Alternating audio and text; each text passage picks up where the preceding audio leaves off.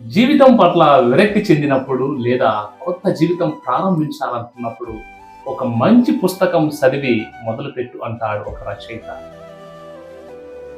ప్రపంచ పటములో కనిపించే ప్రతి మూలకు వెళ్ళాలని ఆశపడుతున్నావా? అయితే గ్రంథాలయానికి వెళ్ళు అంటాడు మరో రచయిత. పుస్తకాలు చదివే అలవాటు మనిషి వ్యక్తిత్వాన్ని తీర్చిదిద్దుతాయి. నిజానికి పుస్తకాలు చదవడం ఒక కళ. ఒక మంచి పుస్తకం చెంత ఉంటే 100 మంది మిత్రులు చేరువైనట్లే అంటారు.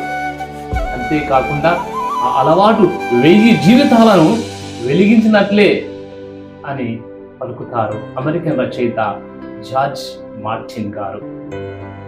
స్నేహితులారా, పుస్తకాలు మన జీవితంలో ఒక ప్రముఖ పాత్రను వహిస్తాయి. Books are part and parcel of our life. పుస్తకాలు విజ్ఞానాన్ని, వివేకాన్ని, అనుభూతులను మనకు అందిస్తాయి. అంతేకాదు, పుస్తక పఠనం ద్వారా మన ఆలోచనలు పరిణితి చెందుతాయి.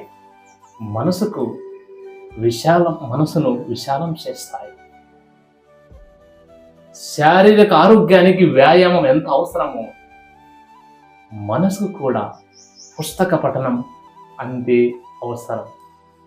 కనుక స్నేహితులారా, పుస్తకాలు చదివే అలవాటు చేసుకుందాం. మరో జీవితాన్ని వెలిగించే ప్రయత్నం చేద్దాం. దేవుడు మనల్ని దీవించును గాక. ఆమేన్.